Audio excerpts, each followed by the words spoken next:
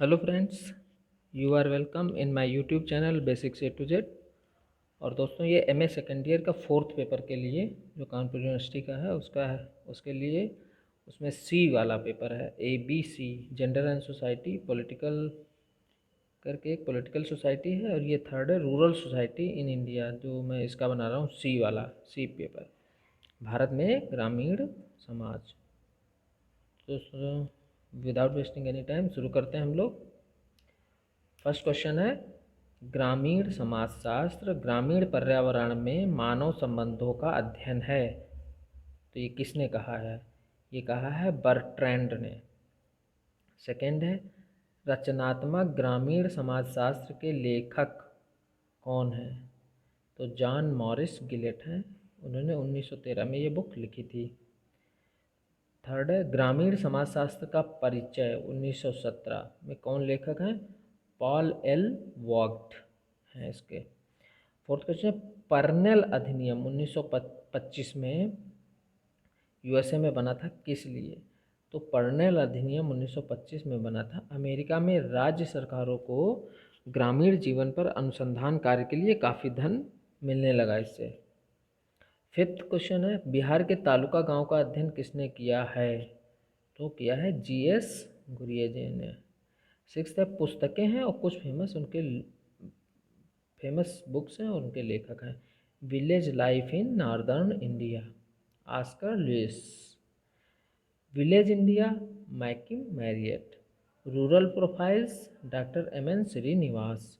N introduction to rural sociology in India, AR Desai. Indian village, doctor SC Dube. तो आप इनको ध्यान से रख लेना। इंडियन विलेज SC दुबे की है, विलेज इंडिया मैकिम मैरिट की है। ठीक है, कंफ्यूज मत करिएगा। सेवेंथ क्वेश्चन है, कॉलिंस ने सामाजिक स्त्रीकरण का विश्लेषण कितने स्रोतों के आधार पर किया? तो कॉलिंस ने जो सोशल स्ट्रेटिफिकेशन किया है, सामाजिक स्त्रीकरण, 3 आधारों पे, धन दौलत, शक्ति और प्रतिष्ठा, ये 3 बेस हैं जिनके आधार पे किया है। आठवां क्वेश्चन, लघु समुदाय की अवधारणा किसकी है? बहुत फेमस है, बहुत पूछा जाता है लघु समुदाय से और रॉबर्ट रेडफील्ड से क्वेश्चंस। तो लघु समुदाय की अवधारणा किसकी है? ये है रॉबर्ट रेडफील्ड की। नाइन्थ क्वेश्चन, लघु समुदाय की विशेषताएं कौन सी हैं? तो छोटा सा समुदाय, तो उसकी पहला है लघुता और समरूपता, आत्मनिर्भरता और विशिष्टता। तो लघु समुदाय तो लघु तो होगा ही, समरूपता यानी कि एक जैसा होगा, आत्मनिर्भर होगा और कुछ न कुछ उसकी विशिष्टता होगी लघु समुदाय की। 10th क्वेश्चन है, लघु समुदाय में संबंध किस प्रकार के होते हैं? तो लघु समुदाय में संबंध प्राथमिक संबंध होते हैं। प्राथमिक और द्वितीयक संबंधों के बारे में आपने सुना हो। प्राथमिक संबंध जो है अनौपचारिक टाइप के होते हैं, मतलब फेस टू फेस, व्यक्ति से बहुत ही घनिष्ठ संबंध, उनको कहते हैं प्राथमिक संबंध। 11th है, और द्वितीयक संबंध होते हैं जो औपचारिक टाइप के होते हैं, मतलब किसी प्रोफेशनल टाइप के, काम से काम मतलब हमारा, इसलिए वो द्वितीयक संबंध होते हैं। 11th है, द इंडियन विलेज कम्युनिटी 1872 में, जो इसके लेखक कौन है? द इंडियन विलेज कम्युनिटी 1872, जब यहाँ पे इंडिया में अंग्रेज़ों का शासन था, तब BH बेडन पावेल ने किया था, क्योंकि वो जानते थे कि यहाँ पे जो है इंडियन कम्युनिटी का विलेज का अध्ययन करे बिना काम नहीं चलेगा, तो उन्होंने तब किया था। 12th है, समन्वित ग्रामीण विकास कार्यक्रम कब प्रारंभ किया गया? समन्वित ग्रामीण विकास, integrated rural development programme, IRDP। तो ये शुरू किया 2 अक्टूबर 1980 को। 13th है, हैरोल्ड पीके ने कृषक समाज को कितने प्रकार बताए हैं? तो उन्होंने कृषक समाज के 3 प्रकार बताए हैं हैरोल्ड ने। स्थानांतरित कृषि ग्राम समाज, अर्ध स्थायी ग्राम समाज और स्थायी कृषक ग्राम। जैसे नाम से पता लग रहा है, स्थानांतरित कृषि ग्राम मतलब जो चरवाहे वगैरह टाइप के, जो एक जगह नहीं रुकते हैं, कहीं पे रुके वहाँ खेती करी फिर आगे चलते बने। अर्धस्थायी ग्राम समाज मतलब इसमें क्या है कि एक जगह खेती की फिर वहाँ पे दूसरी जगह करने लगे। स्थाई वाले में क्या है, वहाँ पे गांव स्थाई रहता है ना, वो बदलता नहीं है। तो ये 3 तरीके के बताए हैरोल्ड पीके ने। 14th क्वेश्चन है, लघु परंपरा एवं बृहद परंपरा का प्रतिपादन किसने किया? तो अभी लघु समुदाय था तो ये रॉबर्ट रेडफील्ड से था, और लघु परंपरा वृहद परंपरा भी रॉबर्ट रेडफील्ड की है। लघु परंपरा ग्रामीण समाज से संबंधित है, वृहद परंपरा शहरी समाज से संबंधित है। 15 क्वेश्चन है पीजेंट सोसाइटी एंड कल्चर के लेखक। तो इसके लेखक हैं रॉबर्ट रेडफील्ड। इसमें लघु व वृहद परंपरा का वर्णन किया गया है peasant society and culture book में रॉबर्ट रेडफील्ड की। तो रॉबर्ट रेडफील्ड से जितनी क्वेश्चन हैं इनसे जरूर आएंगे 2-3। 16 क्वेश्चन लोक संस्कृति की अवधारणा किसने प्रतिपादित की है। तो ये भी रॉबर्ट रेडफील्ड की है। लोक समाज से ही इन्होंने लोक संस्कृति की अवधारणा को विकसित किया है, जिसमें गांव के लोगों का, ग्रामीण लोगों के जो वहाँ के भी उनका सभ्यता संस्कृति है उसके बारे में वर्णन है। तो इन्होंने रॉबर्ट रेडफील्ड ने मेनली मैक्सिको का एक गांव है टेपोजलान, है ना, उसका वहाँ पे Yucatan, the folk culture of Yucatan society थी, उसका अध्ययन किया था। तो Tepoztlan life of Mexican village, एक तो ये Tepoztlan life of Mexican village, Mexico का एक गांव था टेपोजलान, उसका Tepoztlan life of Mexican village ये एक बुक लिखी है। और दूसरी the folk culture of Yucatan एक सोसाइटी है, ये दोनों मैक्सिको में इन्होंने अध्ययन किया था, वहीं पे ये लोक संस्कृति की अवधारणा को विकसित किया इन्होंने। ये 2 ग्रंथ लिखे हैं जिसमें इसके बारे में इन्होंने वर्णन किया है। 17 क्वेश्चन है विवाह संबंधी नातेदारी के उदाहरण दीजिए। तो मतलब वो नातेदार जो विवाह के दौरान, विवाह के कारण बनते हैं। तो इसमें ये सब जो लिखे हुए हैं, बहनोई, जीजा, दामाद, नंदोई, फूफा, साड़ू, मौसा, ये सब विवाह संबंधी नातेदार हैं। 18 है रक्त संबंधी नातेदारी। तो रक्त संबंधी जिनसे हमारा ब्लड रिलेशन होता है, तो उसमें पुत्र, पुत्री, माता, पिता, पौत्र और पौत्री, और जो पत्नी है वो भी विवाह संबंधी है, लेकिन प्राथमिक संबंध में वो आती है। 19 है मर्डॉक के अनुसार प्राथमिक, द्वितीयक तथा तृतीयक संबंधी कितने प्रकार के होते हैं। ये बार बार क्वेश्चन पूछा जाता है। तो प्राथमिक संबंधी 8 प्रकार के, द्वितीयक संबंधी 33 प्रकार के, और तृतीयक संबंधी 151 प्रकार के होते हैं। तो 8, 33, 151 याद कर लो, आप कुछ भी पूछ लेता है। तो प्राथमिक संबंधी जिनसे हम, प्राथमिक संबंधी में जैसे पिता पुत्र, पति पत्नी, भाई बहन, ये प्राथमिक संबंधी हुए। उनसे और आगे के रिलेटिव हुए तो वो द्वितीय, उनसे और आगे तो तृतीयक संबंधी, ऐसे है।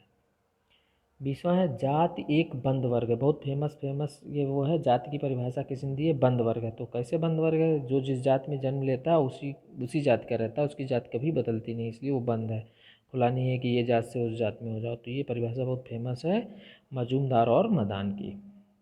21वां है जब एक वर्ग लगभग पूर्ण तथा वंशानुक्रमण पर आधारित होता है तब हम उसे जाति कहते हैं। ये परिभाषा जाति की किसने दी है, जब एक वर्ग लगभग पूर्ण तथा वंशानुक्रमण पर आधारित हो। वो जाति एक बंद वर्ग उन्होंने कहा था, वो थी मजूमदार एवं मदन की, और ये पूर्ण तथा वंशानुक्रमण पर आधारित है, तो ये है C.H. कूले की। 22वां क्वेश्चन है राजनीति की परिभाषा में उपजाति के प्रति निष्ठा का भाव ही जातिवाद है। तो ये जातिवाद की परिभाषा है। ये जातिवाद क्या किसे कहते हैं, ये के.एम. पडिक्कर ने दिया है जातिवाद।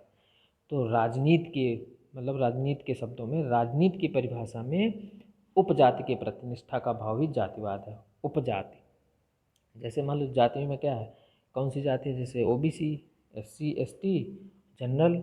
तो OBC में कई जातियाँ होती, तो वो उनको कहते हैं उपजाति, है ना, जैसे यादव, कुम्हार, बढ़ई, कुर्मी। तो उसके प्रति निष्ठा का भाव उसको कहते हैं जातिवाद, वो उपजाति कहलाती है। 29वां क्वेश्चन है, ये बहुत फेमस, जजमानी से भी क्वेश्चन बहुत आ सकते हैं। जजमानी व्यवस्था क्या है। तो ये पुराने समाज में बहुत प्रचलित थी, अभी भी थोड़ा बहुत गाँव में है। तो सेवाओं के विनिमय की व्यवस्था, मतलब एक दूसरे को सेवा के बदले में, यहाँ पे पैसे मनी मुद्रा का काम नहीं था, सेवा के बदले में वस्तुओं का आदान प्रदान होता था। तो सेवाओं के विनिमय की व्यवस्था थी, ये सेवा के बदले में उनकी सेवा, जजमानी व्यवस्था। 24वां क्वेश्चन है जजमानी व्यवस्था में जिन व्यक्तियों के लिए कार्य किया जाता है उसे क्या कहते हैं। तो जिनके लिए काम किया जाता है जजमानी व्यवस्था में, उसको कहते हैं जजमान। और दूसरा शब्द इसके लिए है विरत। विरत। और जो कार्य करते हैं उन्हें क्या कहते हैं? तो उनको कहते हैं, गांव में बिगड़ी हुई भाषा में कहते हैं परजा। परजा यानी कि परजन या कमीन या काम वाला। जैसे गांव में पंडित जी आते हैं कुछ भी करने के लिए, कोई अनुष्ठान करने के लिए, कोई पूजा पाठ करने के लिए, तो वो कहलाते हैं कमीन या काम वाला, या उसे कहते हैं परजन या परजा। उसके बदले में हम उनको दान दक्षिणा देते हैं, और जिसके घर में करने आएंगे वो होगा जजमान या विरत। नेक्स्ट 26, जजमानी व्यवस्था के और नाम बताइए। तो जजमानी व्यवस्था जो है ये नॉर्थ इंडिया में फेमस है नाम, और इसको महाराष्ट्र में इसका नाम है 12 बलूटे, मैसूर में अददेई, मद्रास में इसका नाम है मिरासी। तो ये जजमानी व्यवस्था के नाम है 12 बलूटे महाराष्ट्र में, अददेई मैसूर में, मिरासी मद्रास में। 27 क्वेश्चन है, करीमपुर गांव का अध्ययन किसने किया? तो विलियम वाइजर ने किया। 24 जातियों का वहाँ अध्ययन किया करीमपुर गांव में विलियम वाइजर ने। 28वां है, ऑस्कर लुइस ने कहाँ अध्ययन किया? तो रामपुर, उत्तर प्रदेश का रामपुर जिले का किया। और उन्होंने जजमानी व्यवस्था के बारे में बताया कि वहाँ पे जो सर्वोच्च जजमान था, यानी कि जिसकी सब सेवा करते थे, जो सबकी सेवाएं लेता था, वो जाट था, जाट की जाति थी। वहाँ पे 10 जातियों का इन्होंने अध्ययन किया। 29 है, धर्म आध्यात्मिक शक्ति में विश्वास है, ये किसने कहा है? तो ये कथन है आपका टाइलर का, काफ़ी फेमस है। टाइलर का है, धर्म आध्यात्मिक शक्ति में विश्वास है। 30वां क्वेश्चन है, कृषि भारत की आत्मा है, ये किसने कहा? ये कहा है महात्मा गांधी जी ने। फिर 31वां क्वेश्चन है, भारत में वर्षा मुख्यतः किस मानसून से होती है? तो ये होती है दक्षिण पश्चिम मानसून से, है ना, जो अरब सागर से उठती है, दक्षिण पश्चिम मानसून, उससे मेन वर्षा होती है यहाँ पे। 32वां क्वेश्चन है, भू स्वामित्व की कितनी व्यवस्थाएं प्राचीन समय में मिलती थी? मतलब जिनके पास ज़मीन रहती थी वो कितने तरीके की व्यवस्था थी, उसके नाम क्या थे? तो 3 तरीके की थी उस समय में, जमींदारी, रैयतवाड़ी और महलवाड़ी, ये 3 व्यवस्थाएं थी प्राचीन समय में, अब नहीं है ये। 33 क्वेश्चन है, सहकारिता, सहकारिता की परिभाषा है ये। तो सहकारिता वह आत्म सहायता है जिसे संगठन के द्वारा प्रभावपूर्ण बनाया जाता है। तो सहकारिता क्या? आत्म सहायता है ना, कोऑपरेशन, मतलब खुद करें, जिससे वो उसको करने के लिए एक संगठन बनाया जाता है, उसमें सब लोग सहयोग देते हैं, जिससे कोई कार्य आसानी से हो जाता है। तो सहकारिता वह आत्म सहायता है जिसे संगठन के द्वारा प्रभावपूर्ण बनाया जाता है। ये परिभाषा किसकी है? तो ये परिभाषा है होरेस प्लंकेट की। और ये किसकी परिभाषा है? सहकारिता की, होरेस प्लंकेट द्वारा दी गई है। 34 है, बंधुआ मजदूरी की प्रथा को समाप्त करने के लिए एक्ट कब बनाया गया था? तो बंधुआ मजदूरी जो है अब खत्म हो चुकी है, ये 1976 में एक्ट बनाया गया था, आज से करीब 45 साल पहले। 35 है, man and society in age of reconstruction, ये बुक है man and society in age of reconstruction, इसके लेखक हैं कार्ल मैनहीम। 36 क्वेश्चन है, नियोजन की, ये नियोजन की डेफिनेशन है। नियोजन मीन्स प्लानिंग, प्लानिंग है ना, 5 ईयर्स प्लान, पंचवर्षीय योजनाएं ये सब चलाई गई, तो ये एक नियोजन की है। तो नियोजन क्या है? नियोजन वह परिवर्तन है जिसके द्वारा प्राकृतिक व सामाजिक शक्तियों तथा परिणामतः विकसित सामाजिक व्यवस्था पर नियंत्रण प्राप्त किया जा सकता है। तो ये किसकी परिभाषा है नियोजन की? किसने दी है? ओडम ने, ओडम के द्वारा दी गई है प्लानिंग की या नियोजन की परिभाषा। 37वां क्वेश्चन है, समाज कल्याण विभाग की स्थापना कब हुई? तो सोशल वेलफेयर डिपार्टमेंट की स्थापना हुई 1966 में। जो स्कॉलरशिप वगैरह ये सब गरीब बच्चों को अभी भी पढ़ाई के लिए देता है, ये भी है समाज कल्याण विभाग, जो समाज के कल्याण के लिए कार्य करता है।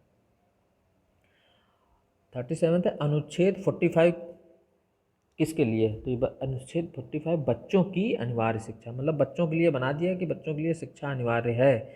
ये उनके पेरेंट्स या गार्जियंस का दायित्व है कि बच्चों को शिक्षा दी जाए।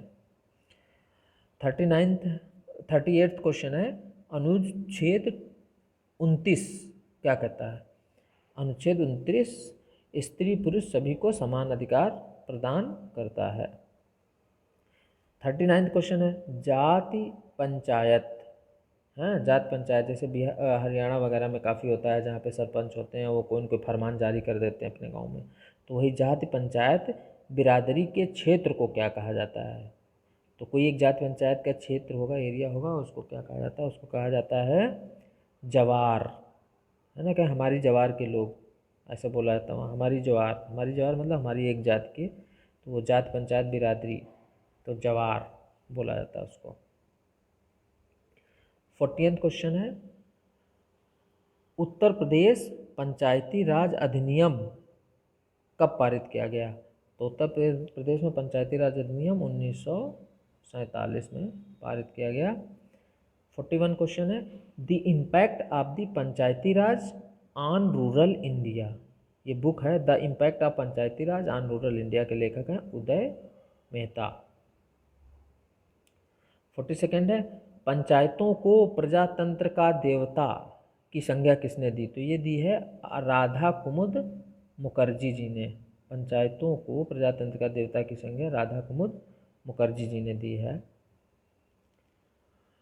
43 क्वेश्चन है उत्तर प्रदेश में सामुदायिक विकास का श्री गणेश कहाँ से हुआ? यानी कम्युनिटी डेवलपमेंट का श्री गणेश कहाँ हुआ उत्तर प्रदेश में? तो ये इटावा से हुआ 1948 में, अमेरिकी विशेषज्ञों की देखरेख में हुआ इटावा से 1948 में यूपी में।